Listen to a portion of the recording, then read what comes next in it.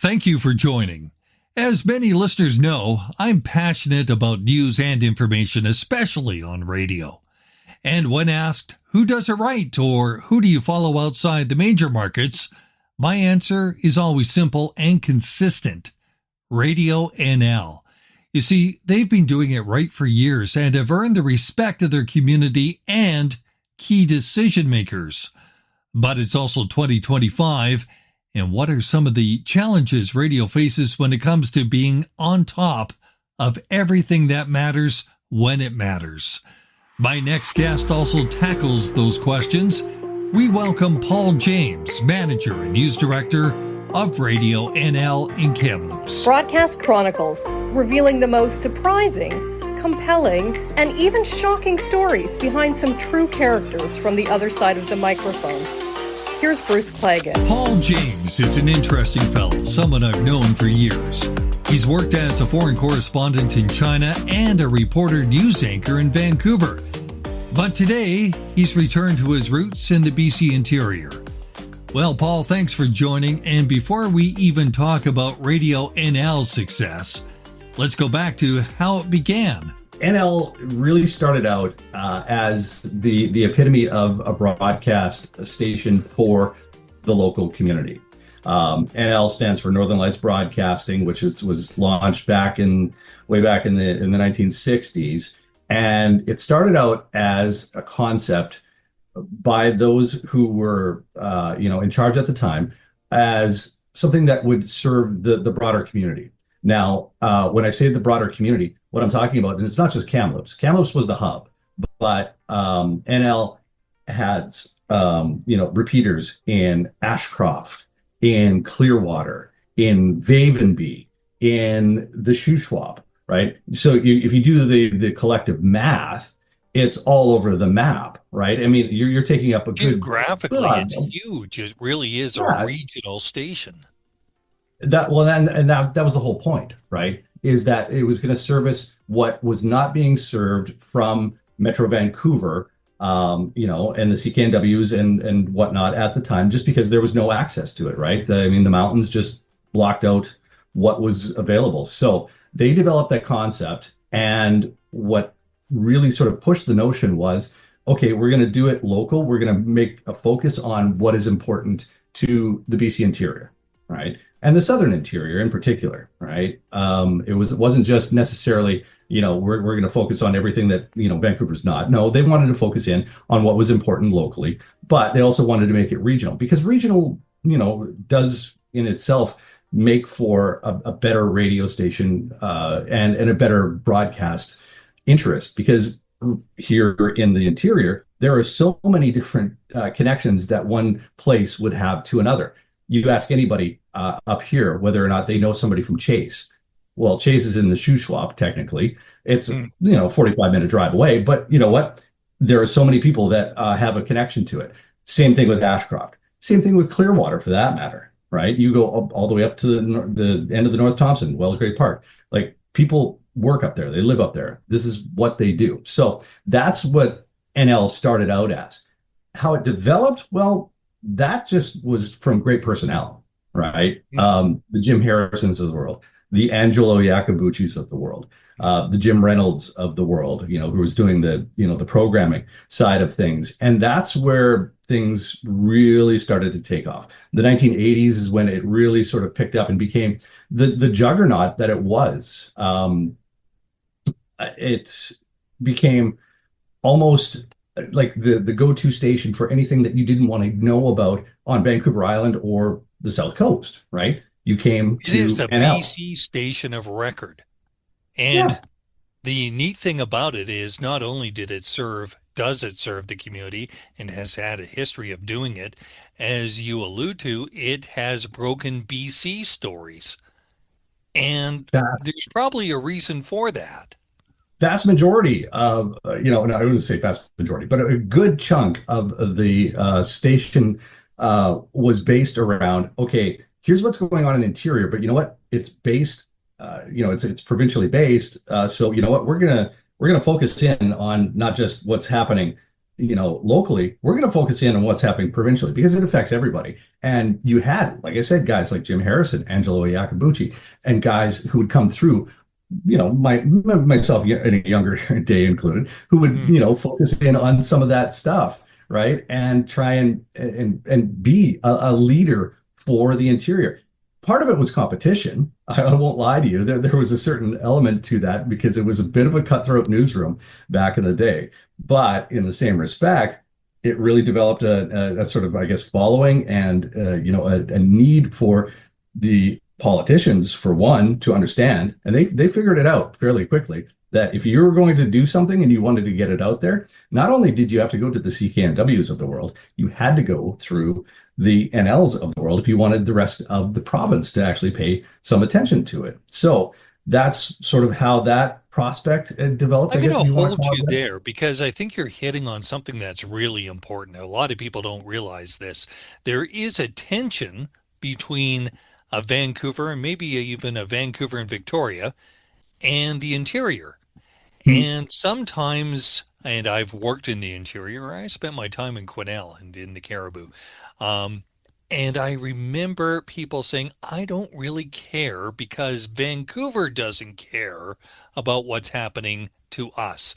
Does that still exist today? And does it play into what you need to do to be more or in touch with the community? Absolutely.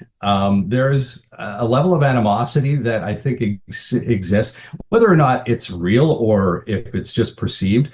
But there's a regionality that comes along with the station and with, I guess, just the interior life in general, as you alluded to. You live in Quesnel, you tend to be forgotten. As it were, because a lot of the focus just comes from, Vancouver and the South Coast, and rightfully so. I'm not saying that that's, They'll take the interior's resources and the money that and make money off it, but that's about it. There you go, and that's part of the rub, right? And you see it play out in the politics down in Victoria as well. Every once in a while, particularly with this new BC Conservative government, they've been focusing in from time to time on, I guess the animosity or the let's call it the angst that a lot of people still have about being intertwined with what goes on in the South Coast. And so there is that sort of, I guess, milieu, if you want to call it that is developed over time. And so for the radio station in particular, getting back to the main point here, is that you try and focus in on what you need to locally. Don't get me wrong. We're still a local station. That is first and foremost. But as a great example, an hour ago, I just had an interview with BC's education minister, right? Just having a conversation about what was important for us. But I couldn't resist the fact that, I needed to ask her, look, you did what you did in Victoria. You fired the school board. What is this going to mean for the rest of the province? How is the rest of the province and all the school boards going to react to this sort of thing, right? And I'm not taking anything away from Lisa Bear. She was very gracious in her conversation, but she wasn't really necessarily prepared for that sort of conversation. Unfortunately, people forget about that from time to time, is that, we're still, or I like to think at least, still a radio station that wants to deliver, provincial news when we can. And I think it's important. And it could be Canadian news at times. There are things that come out of Kamloops that have broken thanks to the NL News team. And it's changed the story of the day. And you will see these great quotes, not only in BC, but sometimes right across the country, of a certain leader that happened to have said something in conversation. Because why? The question was asked. And here's an observation on my part. I think it's fascinating that you may get some politicians in Victoria that really think, oh, you know what? I'm going to dismiss this. I'm not talking to the Vancouver audience and the Victoria audience. I'm just going to talk to Kamloops. And then they realize afterwards, you know what? Boy, my words carried a lot of weight. Oh, Bruce. Oh, now with the advent of the internet, that has changed a fair amount. But I'll tell you what, back when I first started here, when I was a cub reporter, in the late 1990s, when the internet was barely a thing, that used to be our milieu. We would grab that and run with that because we knew full well that they were, just sort of brushing us off, right? And it's like, okay, we'll do the niceties. We'll do the nice run. We'll do Ease in the interview. I love that. yeah, and we'll do NL, then we'll pop over and do CKPG up in Prince George, and maybe if we have time, we'll pop our heads down into Trail, make that phone call, right? Just for ease of reference, so that we say that we've given the province our fair share of due, and yeah, they quickly figured out after a while, and depending upon which government was in charge, either be it the Glenn Clark government back in the day, or the Gordon Campbell government thereafter, or successive governments therein, they realized fairly quickly after coming into power and getting a different communications team in that, oh, wait a minute, you can't just schlep these guys off, right? These guys know what they're talking about. And that's why the late great Angelo Iacobucci, who was with NL for years, when he passed, and that was a big black mark on journalism across the country, he got a mention in the legislature from the premier. And there is a reason for that. There is a history of breaking stories, and those who are astute and savvy in Victoria better understand what NL is all about. But times are a-changing, Paul. Yeah. We've heard that. And radio is a difficult business. Broadcasting, the media is a difficult business. How does an NL stay relevant in 2025 and beyond? And do you have to change the rules, or can you stay with everything that was great and kind of ease it into a 2025 way of doing things? Oh man, that's $1 million question.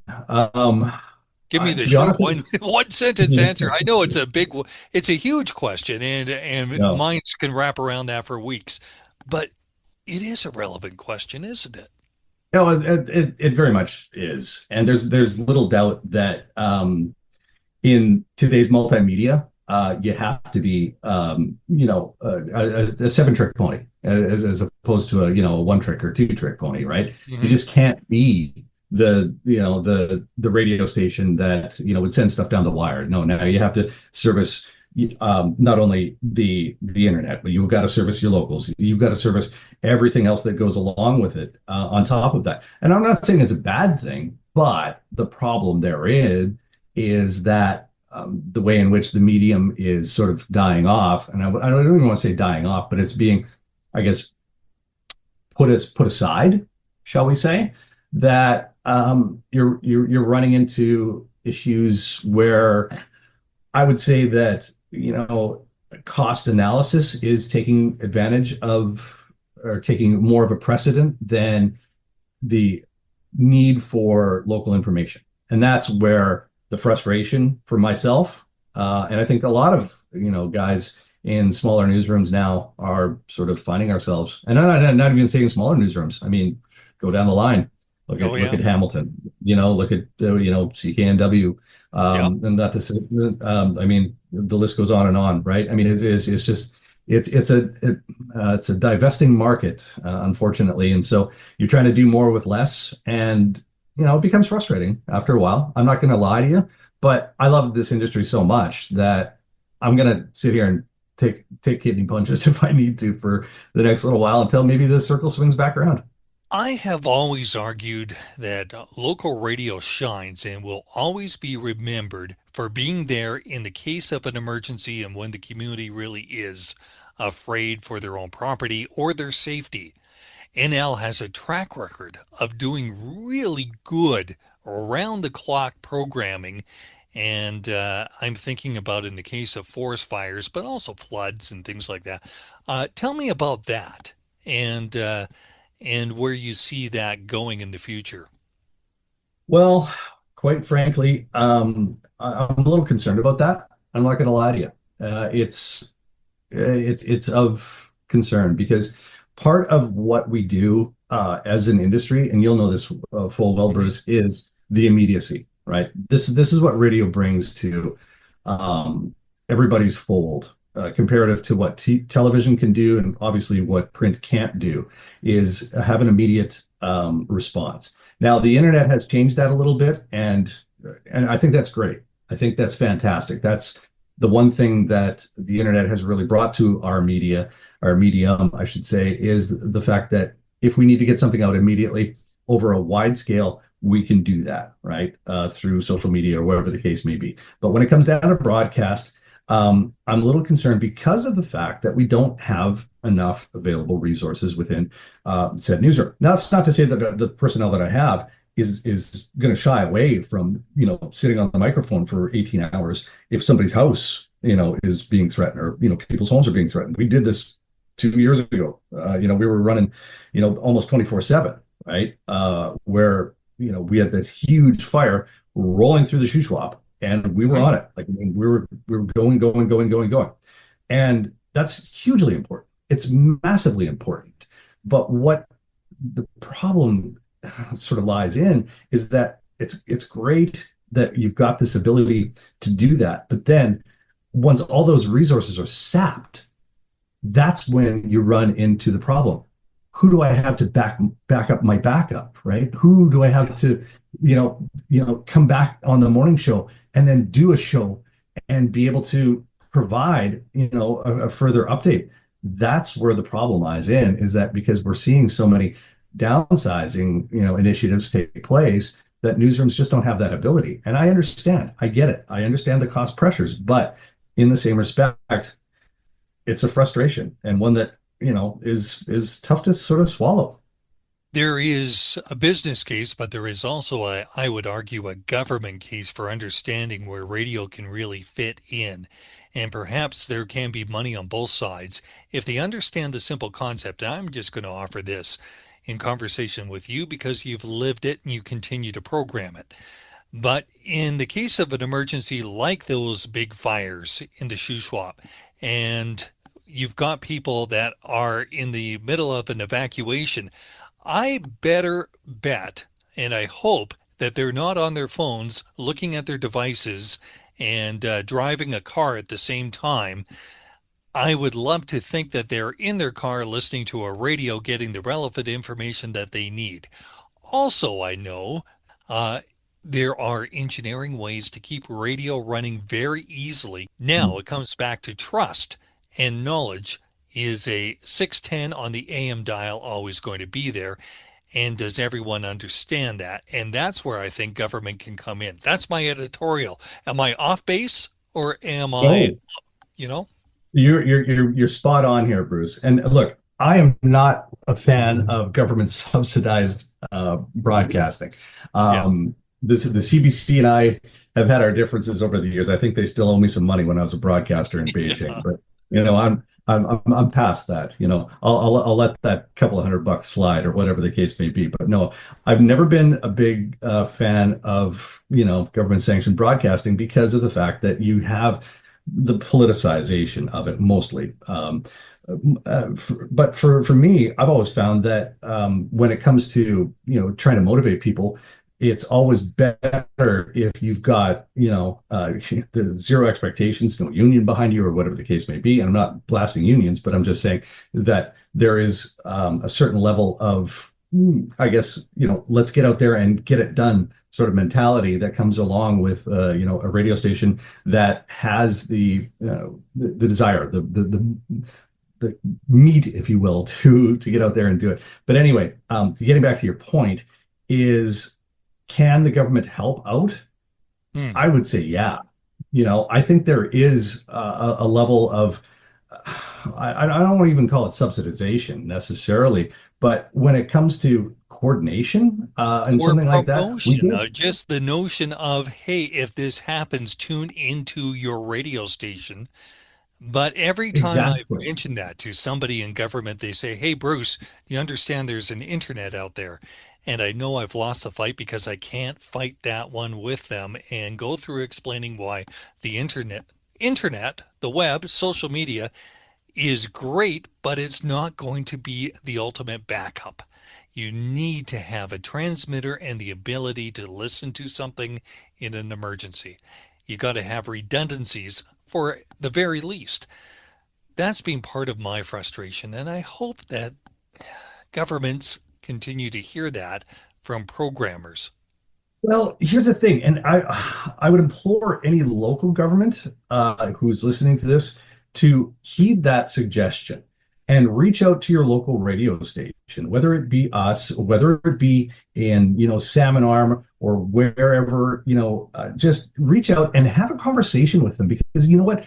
We're all members of the same community, right? We don't want to see our places burned to the ground. We don't want to have to go through anything like we've gone through previous times. But you know what? We're going to. That's just the nature of the world today. You take the arguments of, climate change or whatever aside, there's always been disasters. There's always going to be, whether it's heavy rainstorms or whether it's whatever the case may be. Take aside and take 10 minutes to have a conversation with your local radio station and just say, hey, are we on the same page? Right? Because even that is a huge step up from where we've been, right? Because we don't hear anything from, Victoria when it comes to disaster management, and unless, the minister just happens to be rolling through that data, go do a walkthrough of whatever the case may be after the fact. It's always us giving them the information. And I would like to see it a little bit, more of a two-way thing, to be honest with you. So no, I think you're absolutely spot on, Bruce. A little bit more communication go a long way. I think from the business side, business leaders, I think one thing that they could also recognize is if a radio station is there for you in a disaster, you've got them for the rest of your life. You've got their community, their neighbors, everyone for the rest of their lives. That is huge. Conversely, if they weren't there, boy, that hurts credibility in a second. And I don't think that message is fully understood. Editorial, part 2, Claggett. I like that. No, you're absolutely right. And nobody wants to profit off a disaster, the least of which being me. Right? I mean, we're in it, or at least I'm in it, for, the community's sake, right? When I first moved up here, that was one of the first things I did was I reached out to the Thompson-Nicola Regional District and said, hey, look, we have a conversation about where we're going, as far as, community management, emergency management, and things of that nature. And they were good. And they said, sure. It didn't really come to fruition per se. It has, in piecemeal. So they've actually been very good. It's the question, of whether or not, the Victoria is going to buy into this whole thing. But regardless, profiting off of something like a forest fire or a flood or whatever the case may be is definitely not something that we're looking for. But in the same respect, we're also doing a business here too, right? I'd like to be able to, bolster my resources. I would like to be able to, say, hey, X, Y, or Z business, thank you very much for being a great corporate sponsor and somebody who's willing to step up and be there as a solid representative for the community. And I've got no problem saying that on the air, and I've got no problem saying it, without you having to buy a 30-second, commercial or whatever the case may be. Now, I'm not saying that, you get preferential treatment because you are, a sponsor, but in the same respect, it certainly doesn't hurt if, all of a sudden your name is associated with somebody who's being a good corporate citizen. Some wise words from Paul James. Thank you for that. And for those who understand or need to understand the utility behind radio, take note of what Paul says. Broadcast Chronicles is written and hosted by Bruce Claggett. Music, Follow Your Heart via Upbeat. Graphic design, Creative Shovel. I'm Sarah Mackenzie. Subscribe to Broadcast Chronicles wherever you download your favorite podcasts. This has been a BFC Communications production.